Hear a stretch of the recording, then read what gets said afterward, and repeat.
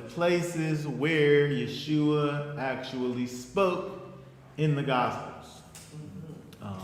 This is an interesting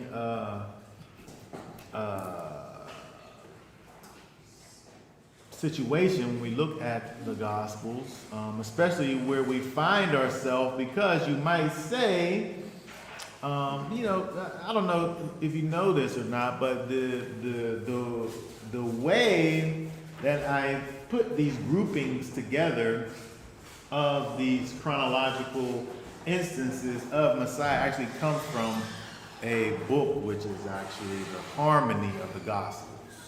The Harmony of the Gospels. And it takes, as we're looking, it takes all of the events in the Gospels and kind of groups them together in chronological order. What we're doing here is looking at those groupings and pulling out the ones where Yeshua actually speaks. If we look at the groupings the way that they go, when we stopped off at Messiah sending off his disciples, the next thing that happens actually it deals with the killing of John the Baptist.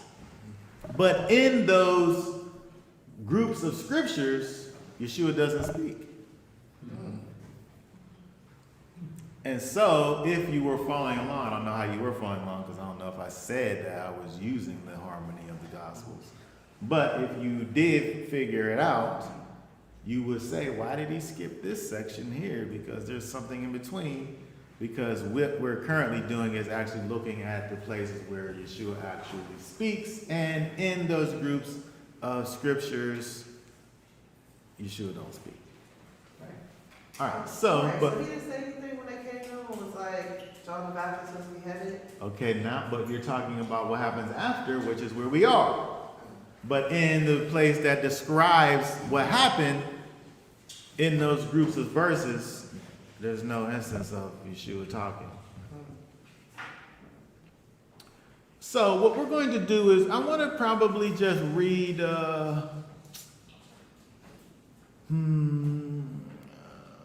because when we look at it, by the way, this what we're talking about here is the feeding of the 5,000. The feeding of the 5,000.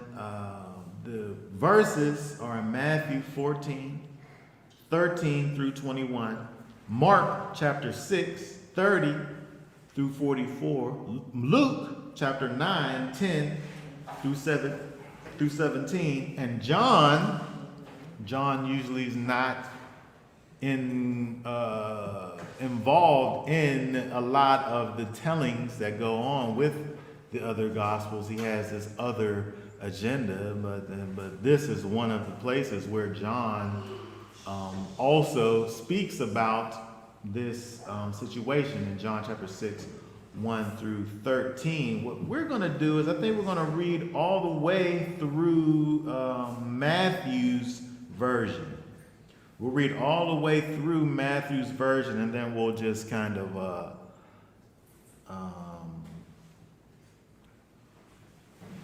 we'll go over to certain instances in some of the other versions. But I want to read through Matthew chapter 14, 13 through 21. We'll just read through that, and then we'll begin to discuss here. Now when Yeshua heard it, he withdrew from there by boat to a deserted place by himself, and when the crowds heard it, they followed him on foot from the cities. And when Yeshua came out, he saw a large crowd and was moved with compassion for them, and healed their sick. And when evening came, his taught ones came to him, saying, "This is a deserted place, and the hour is already late. Dismiss the crowds so that they might go into the villages and buy food for themselves." But Yeshua said to them, "They do not need to go away. Give them to eat yourselves." And they said to him, "We have here only 5 loaves and 2 fishes. And he said, "Bring them here to me." And commanding the crowds to sit down on the grass, and taking the 5 loaves and the 2 fish, And looking up to the heaven, he blessed and broke and gave the loaves to the top ones, and the top ones gave unto the crowds. And all ate and were satisfied. And they picked up the pieces left over, 12 baskets filled. And those who ate were about 5,000 men, besides women and children. Okay, very good. So where we begin in verse 13, it says when Yeshua heard of it. Where Yeshua heard of it. What did he hear of? What is it that he heard of? He heard of John the Baptist being killed. Right? And so it's necessary for us to talk about this, because if we're just looking at these places where he says he heard of it, I don't know what he heard of. Right? And so it's interesting, Matthew's version is interesting. We'll look at the other ones momentarily here. But the reason for the shift, if we look at Matthew's version, they're going into the desert places after Yeshua hears about John. Right? When Yeshua heard of it, and we don't have to just say, we can look at verse here, read verse 12. We started at verse 13, but read verse 12. Verse 12. And his top ones came and took away the body and buried it, and went and reported to Yeshua. Okay, very good. So the context helps us understanding that the thing that Yeshua heard is the thing that was brought to him, reported by the disciples of John, who just buried his headless body. And this is, in fact, seemingly distraughting to Yeshua. I don't know if that's a word. Ben Ami was a slightly controversial man. I don't think that he believed in Messiah, but in his book, he talks about the power of define. And I use the power of define all the time. You can just say a word, and you define it, and as long as you say what it is that you're meaning, there shouldn't be any problem with the word. I didn't have a problem with it. Thank you very much. Okay, so anyway. So Yeshua heard of what happened to John the Baptist.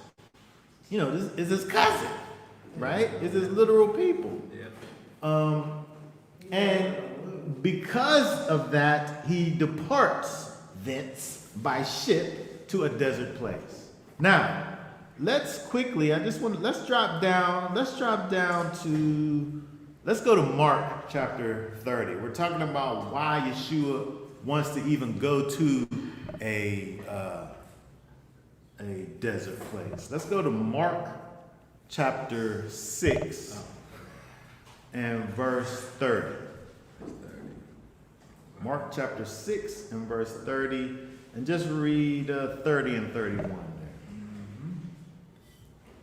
Mark chapter 6, verse 30 says, And the emissaries gathered to Yeshua and reported to him all, both what they had done and what they had taught.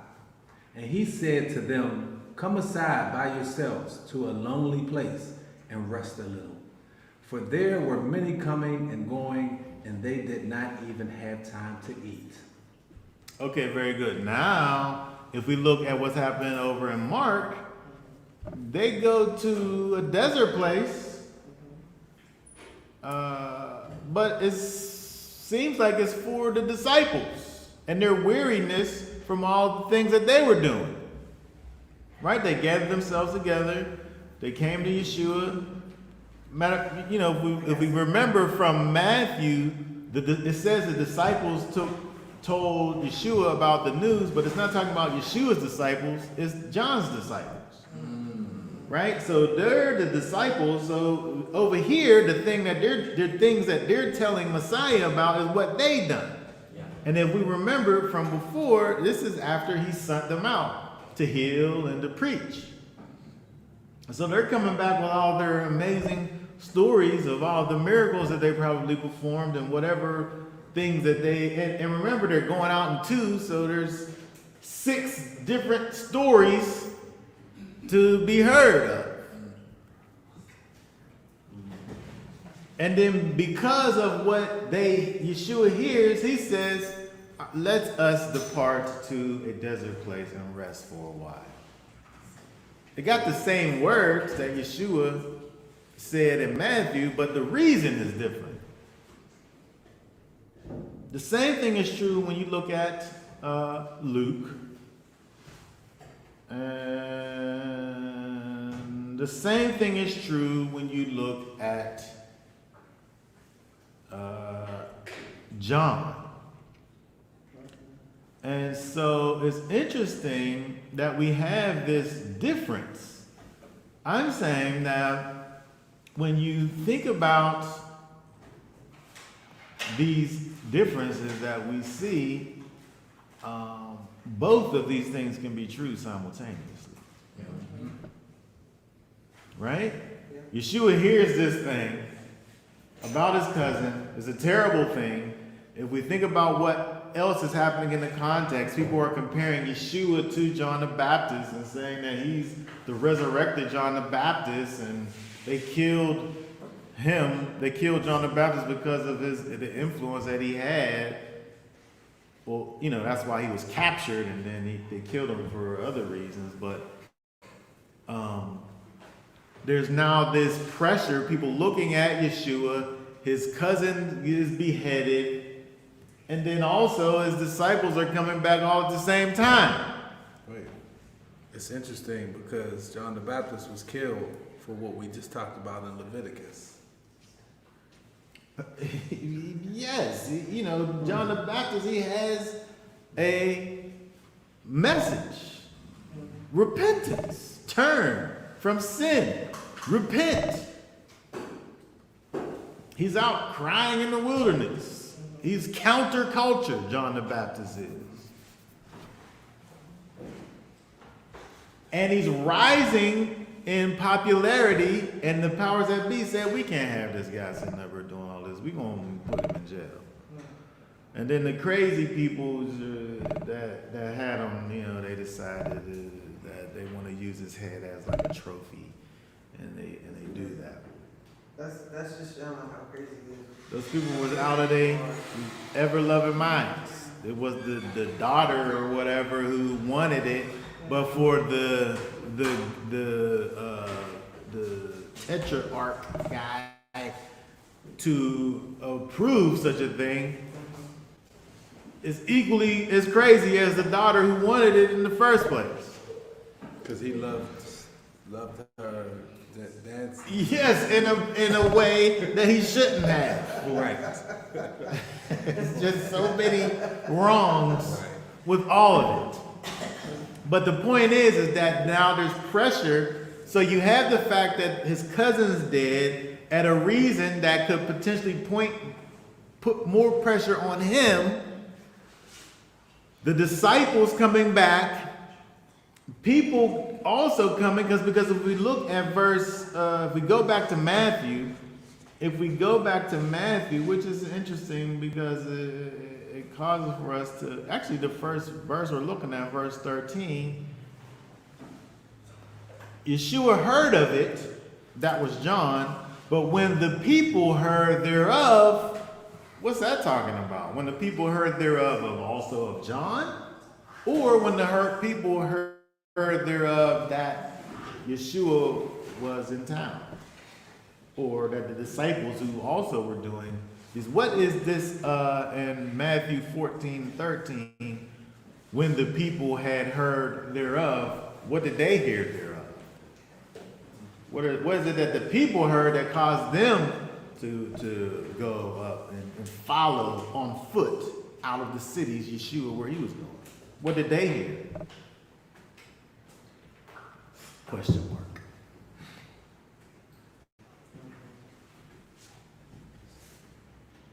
Maybe a little bit of both.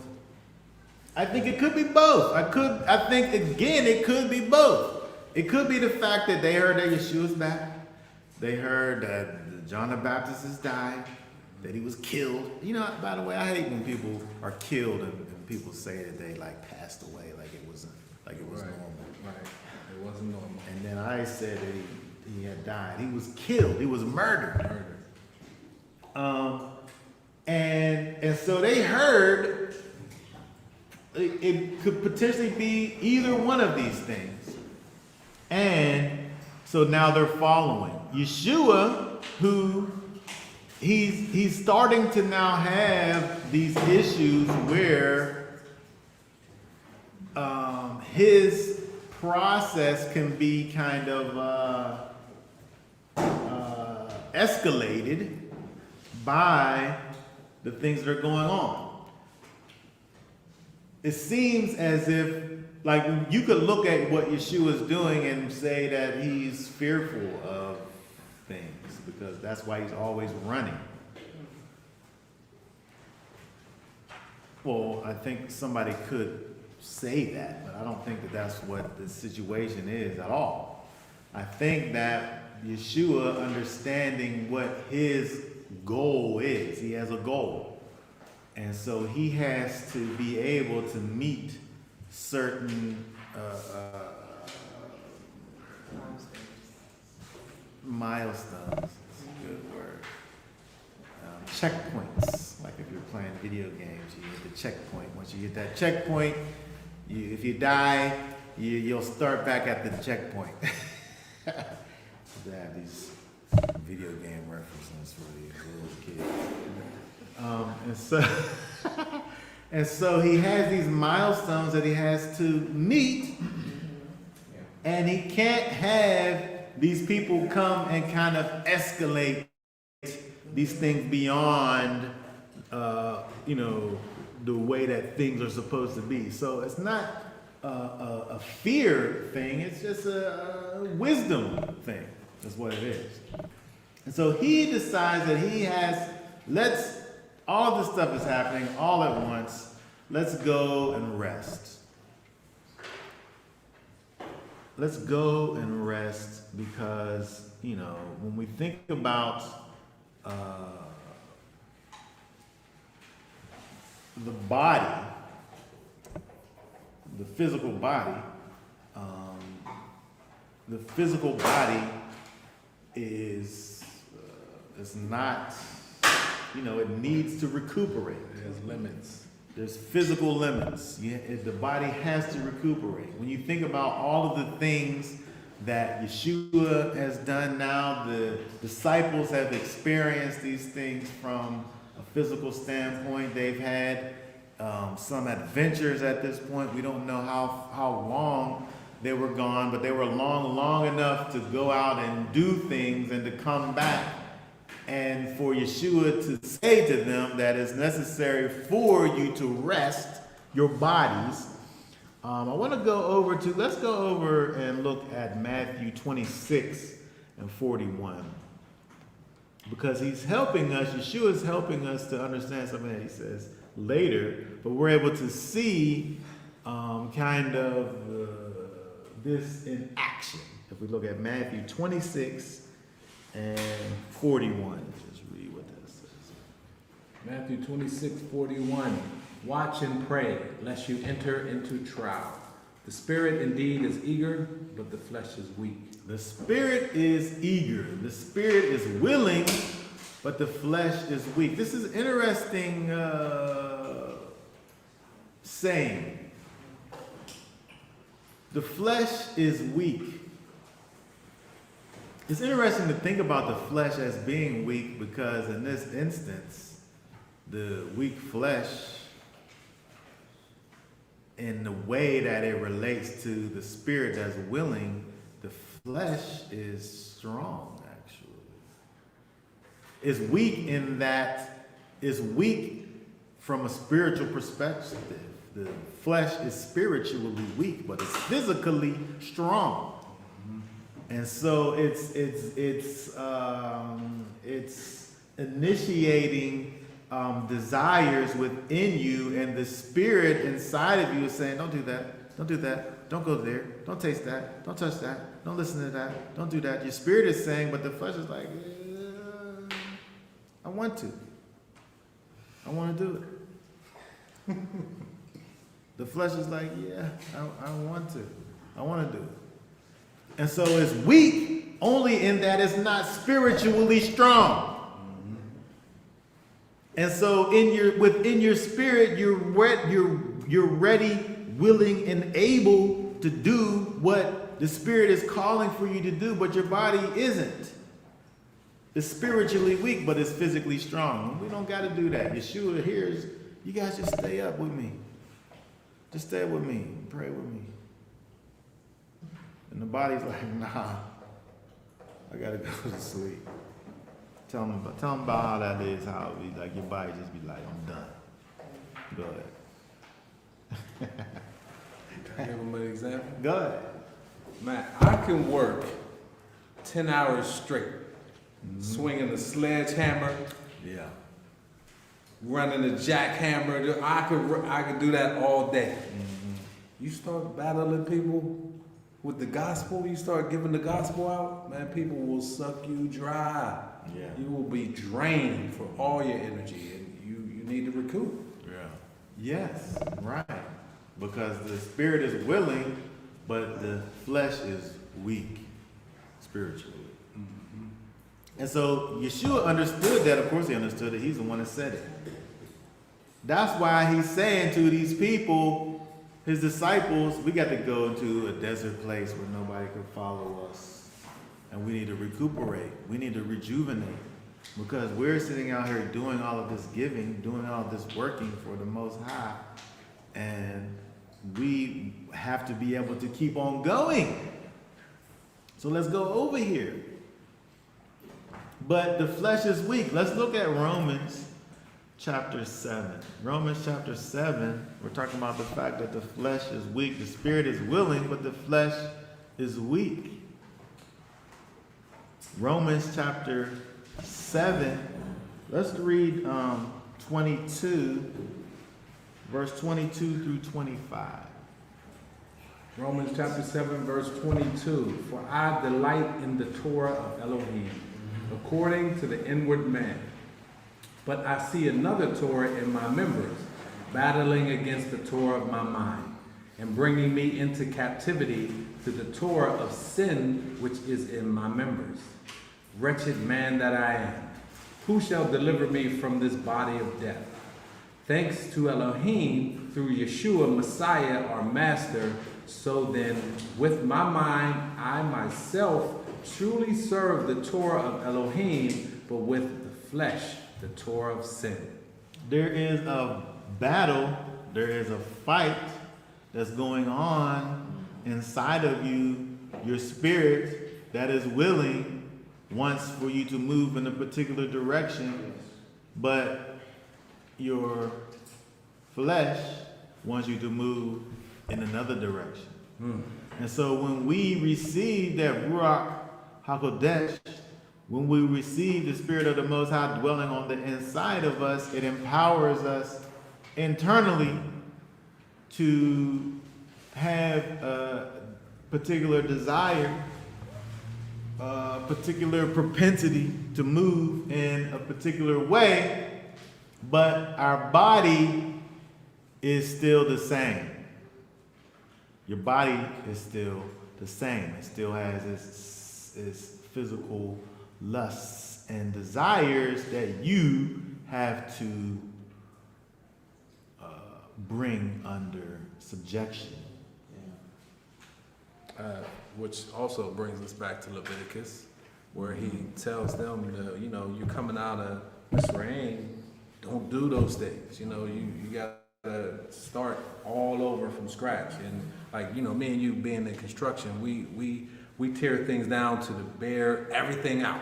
Yes. You know what I'm saying? And we replace everything new. And it's so important to do that because when you try to build over old stuff, it always falls apart. It does. And it's interesting where I'm working at now.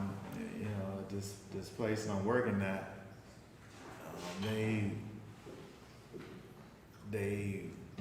this place had two huge tanks, and they decided that they needed more tanks. So what they did was, instead of making 4 new tanks, they divided the 2 tanks and made them into 4. And so they recently filled up 2 of the tanks. And in the middle of one of the tanks, in between the one that used to be 1 tank, now it's 2, there's a huge crack with water coming through. and the only thing they can do at this point is patch it. Right. But it's brand new because of the fact that they didn't tear everything down and start all over again. They tried to take a shortcut. And they try to take a shortcut. And so, when you think about the fact that when you receive the Ruach HaKodesh, when you become a participant in the new covenant, your renewed spirit is going in your old body. And so you still have to deal with some of the issues that you dealt with previously because you weren't totally killed. You're literally new wine in old wineskins. Literally. And so Paul over here is talking about this battle where he is someone who understands that the law is good. But it's spiritual and I'm carnal. I'm flesh. Who is going to deliver me from this body of death? It seems as if there's no end, but there is. Yeshua is the one that will, in fact, deliver. And so when we go back to Matthew and think about Yeshua and his idea to go, he wants to find rest for himself, for the disciples, but it's impossible because the people are sick. And so, again, back in Matthew chapter 14, we see they try to go away, the people follow them, and Yeshua, of course, has compassion for the people, and he says, I'll heal the people.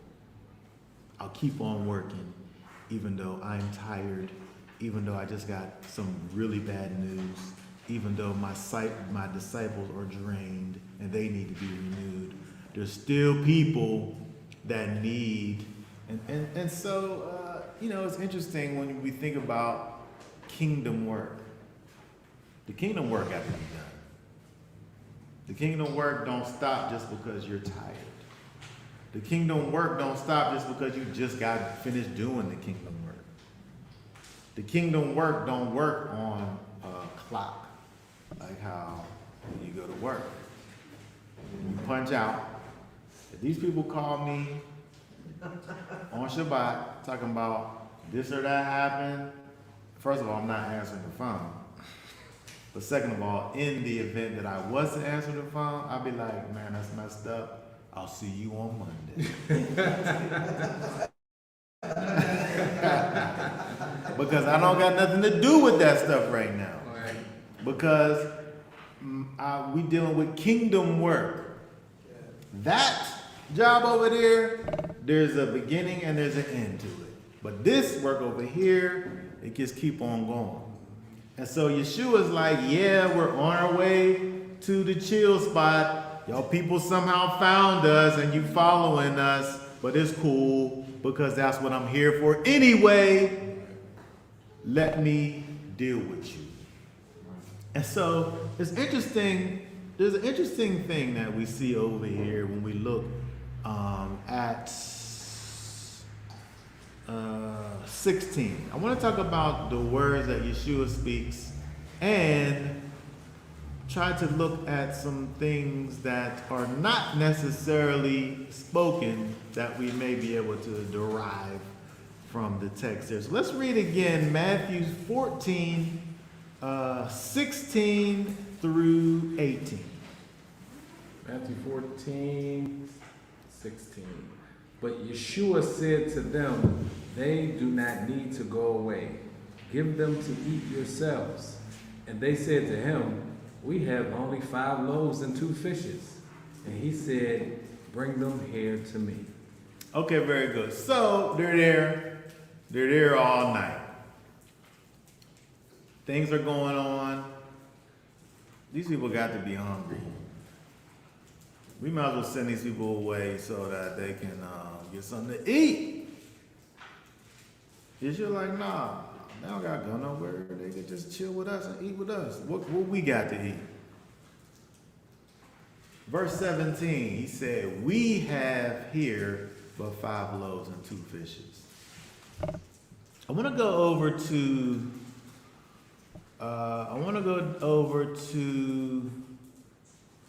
Mark. I want to look at some of these other accounts and see if we're able to ascertain anything here. Okay, keep in mind, Matthew 14:17 says we have here 5 loaves and 2 fishes. So let's go over to Mark chapter 6. Mark chapter 6, 37 and 38. We're doing some real midrashing here, okay? So let's go over to Mark 6, 37, 38. 37, 38? Okay.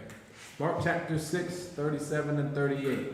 But he answering said to them, you give them to eat. And they said to him, should we go and buy 200 denarii worth of bread and give them to eat? Then he said to them, how many loaves do you have? Go and see. And when they found out, they said, 5 and 2 fishes. Okay, very good. So, Matthew says we have 5 loaves. Mark here, he's talking to the disciples, how many loaves do you have? He's talking to the disciples. Go and see how many loaves you have. Okay? All right, there's more. Let's go over to, let me just say Luke says the same thing. We have no more but 5 loaves. We. There. But let's go to John. Let's go to John 6, 8 through 9. John chapter 6, verses 8 and 9. One of his top ones, Andrew. Okay. One of his top ones, Andrew, the brother of Shimon, Kepha, and said to him, here is a boy who has 5 barley loaves and 2 fishes. But what are these for so many? Okay, very good. So if we look at John's version, the bread came from some boy. This little boy that was over there who had some loaves and some fishes. The other 3 instances talk about what was theirs. They looked through what they had. And they came up with 5 loaves and 3 fishes. But here in John, there's this boy who's here. I don't know where he came from, the boy. And it's his food. What y'all think about that? Anything?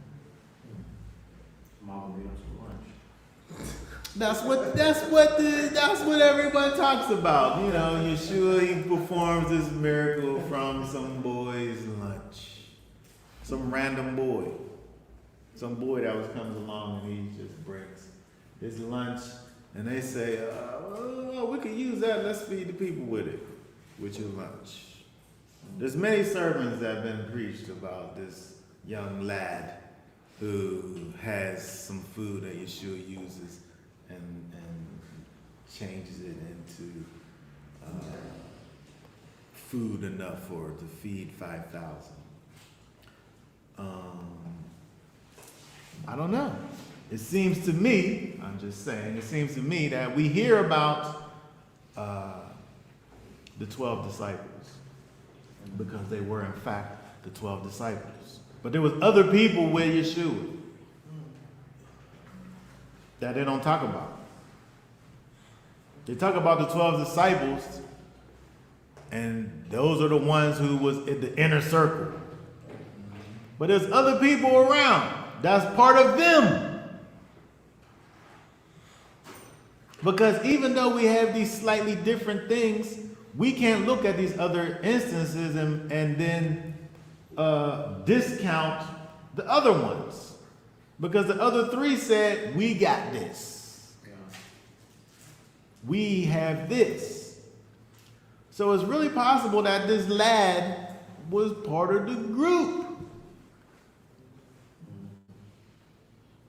He's just one of the kids. When you think about the where it says in Matthew chapter 14 and 21, it talks about all the people that ate. It names them 5,000. In Mark, it names them 5,000 men. In Luke,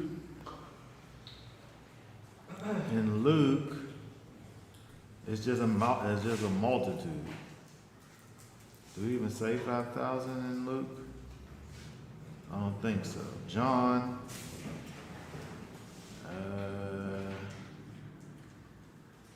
let's give thanks. I don't see the number in John. But the point is that it's giving you this 5,000 number, and that's only counting the men, but there's more people there, including kids, Women and children. including women. And so I'm saying the same thing could be true whenever it talks about the people that are around Yeshua at any given time. Yeah, the 12 are there, and they're moving around with them, but depending on where they're at, and especially in this instance when they're talking about and they're claiming ownership of these things, they didn't say, oh, well, somebody got some fish right over there. They said, we got it. I'm saying the kid was with them. He was with somebody that was with them. Maybe one of their sons. Maybe one of their sons. Maybe one of the tag-along people who had families that was, there's some kind of connection in order for in these other places for them to literally take ownership of this. Go tally up what we got to feed the people that's hungry. When you think about it, if he got the food already, he's not counted among those that are hungry because he got something. If it's his, right? Okay, so I want to talk a little bit about then, and when we think about this, we're really doing some things now.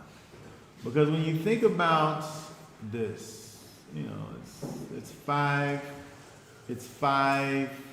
loaves, right? He has 5 loaves of bread and 2 fishes. 5 loaves of bread and 2 fishes. And so when we think about 5, we can think about the Torah. Right? The Torah is 5 books in the Torah. It's easy to think about the 5 in the Torah as being 5 loaves of bread, even. We see in Deuteronomy chapter 8, we're talking about the idea of living not by bread alone. Living not by bread alone, but by every word that proceeds out of the mouth of Yahweh.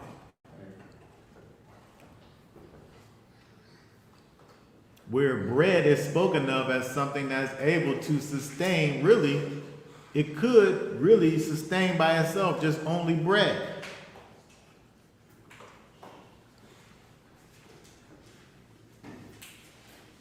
You could really just live off of bread.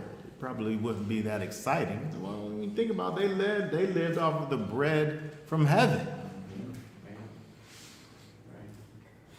But when you add the fish to it, the two fish to it, fish can now make this bread be something special now. Because now you got fish and bread. Fish sandwich. Fish sandwich all day. And so the fish, the thing that's added to it, it adds to the situation. It makes the thing special.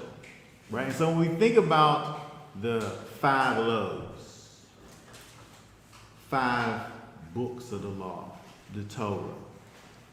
But what's the 2? Well, you think about the Tanakh is a division of 5 things plus another thing plus another thing. The 5 books, the Torah, and also the writings, the Ketuvim, the writings, and also the prophets.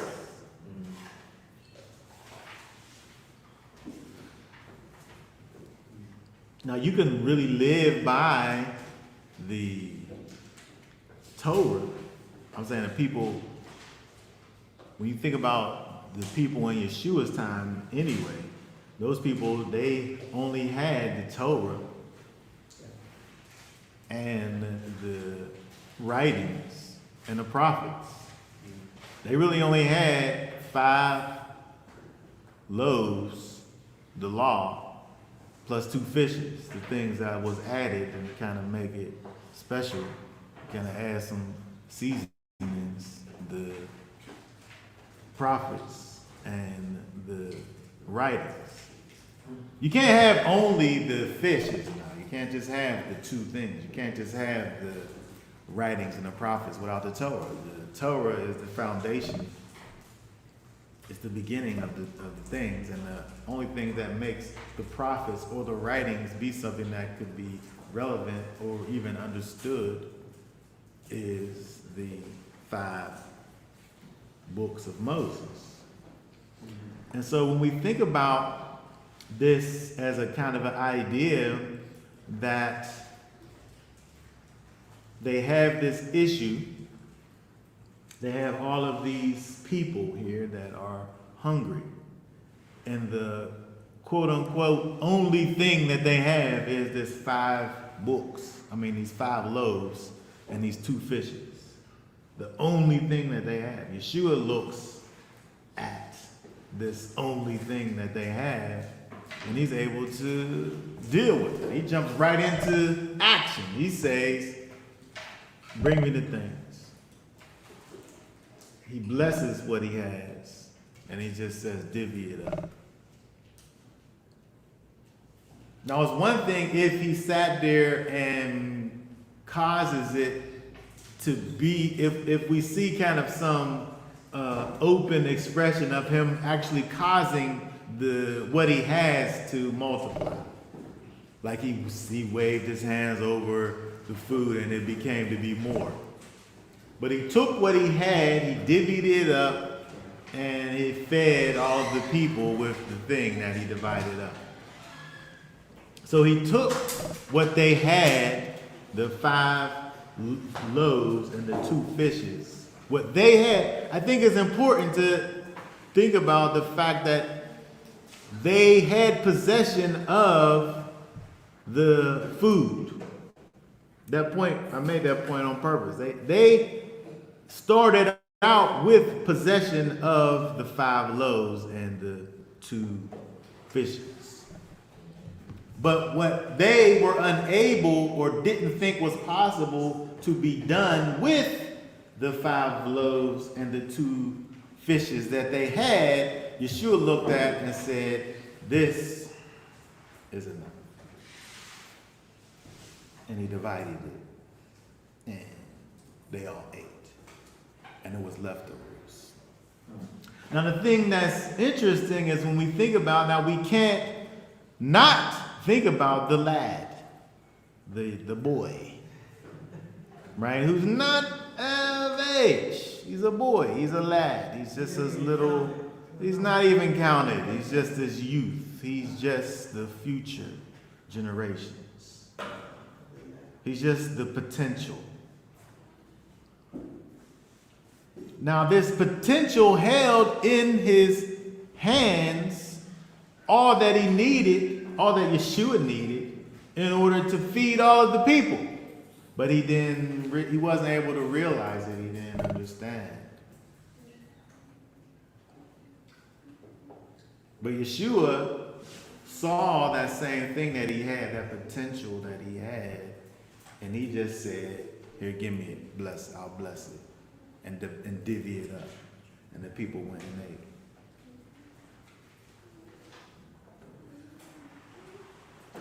And so, to me, when I look at this whole situation, when we think about what Yeshua is doing here with these 5 loaves and these 2 fishes, and we also think about the correlation between the 5 books of Moses and the writings 1 and the prophets 2. And the fact that when we look at those things kind of as is face value, it don't seem like it provides enough sustenance to be able to feed all of the people that need to be fed. However, when we look at it through the lens of the Master, Yeshua, and by the way, the disciples, their whole life walked around, and the only thing that they had was the Tanakh. But they weren't looking at it properly. Yeshua, who teaches them to be able to look at it properly, to be able to look and see within it Yeshua. I want to look at really quick, let's look at Psalms 119 and 18. I say this all the time. Psalms 119 and 18.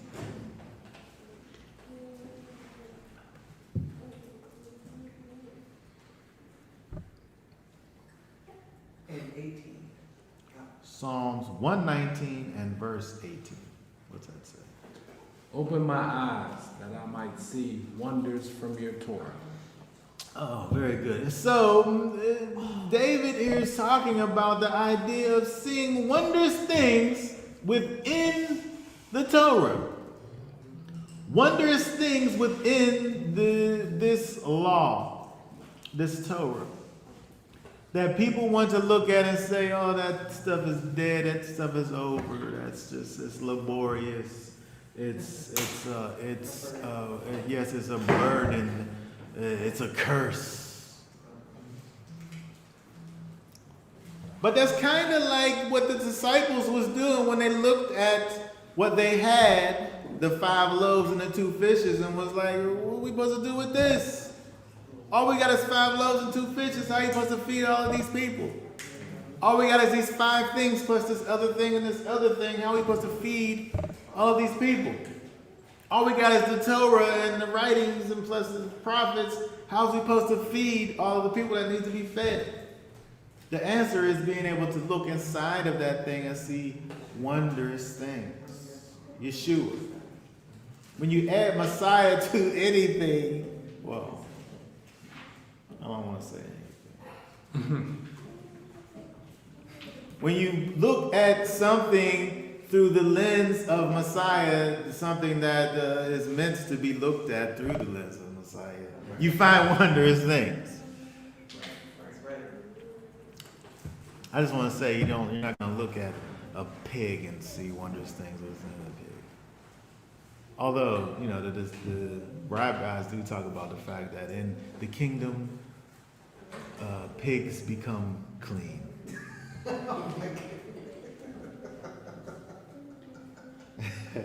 Everything is made new. Even unclean things on earth are made new in the kingdom. Only the coming of Messiah can kosherize a pig. But in Romans I mean, in Psalms 119 and 18, look at that word there, wonders. Wondrous things.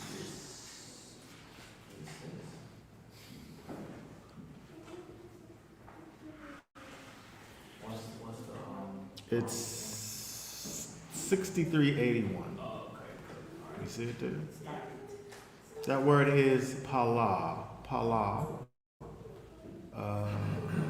Perhaps to separate, that is distinguish, which is interesting when you think about the idea of holiness, is just that, to separate, to make a distinction.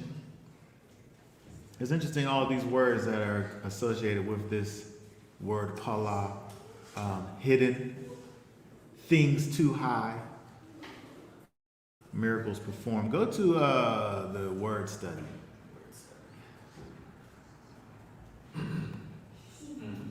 To do something wonderful, to do something extraordinary, to do something difficult. The wondrous works of Elohim. When we look at the Torah, and from a literal standpoint, it's do this, don't do that. Take this, put it over here, don't mix this with that. On the surface, it's pretty straightforward. On the surface, it's pretty straightforward. It's right on the surface. But the scriptures tell us that the law is spiritual. There's things that are intrinsically within the law that got nothing to do with the flesh and got everything to do with the spirit. And so David, the psalmist, is saying, I want to look into your law and I want to see wondrous things inside of it. I want to see things that are just not just regularly there at a glance. These things are deep down inside of this thing. And when I find these things, they cause me to be different in my mind and my doings. And so, when we think about it in that perspective, it can cause us to think about the idea that when we look at this thing that is, from our earthly perspective, insufficient, it's not enough, it's not what I need, there's no way I'm able to do this or that with that. When we look at these things through the eyes of Messiah, he's not even dealing with any of that. Man, break that up and pass it around.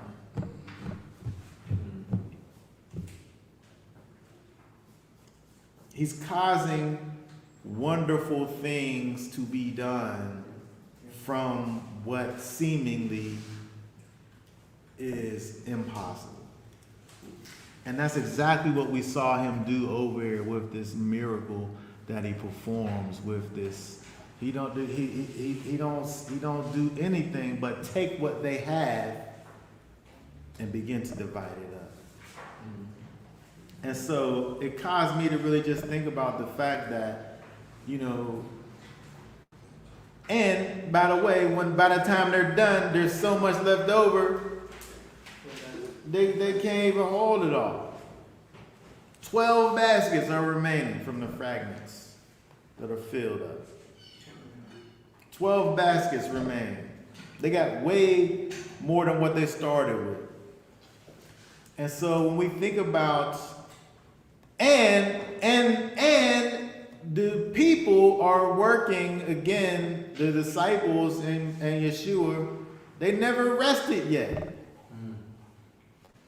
And so Yeshua here is providing for the people on every level.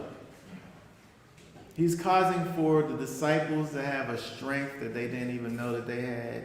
He's working, in ways that even I can't say that he didn't know that he had, but from a physical standpoint, it's miraculous. Every aspect of this is miraculous. That this happened and that the disciples was able to walk this thing out because of the fact that they were already in a weary state when they even started. And they worked all day and then night came and then that's where we're at. And so when we think about for us, when we look around and we know that the Most High, we know that Yeshua has something for us to be doing, and we're looking at what we got and trying to figure out how are we supposed to do what He's having for us to do, and this is what we got. When Yeshua is saying, just move into action. Just do what I'm calling for you to be doing, and the things is going to be done. But it's necessary to have action. It's necessary for us to move. It's necessary for us to get up and begin the journey.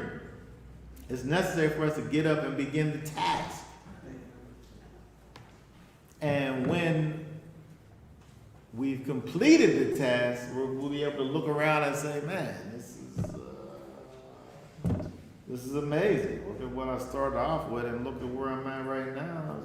It's unbelievable, the in-between, but the difference maker is Messiah.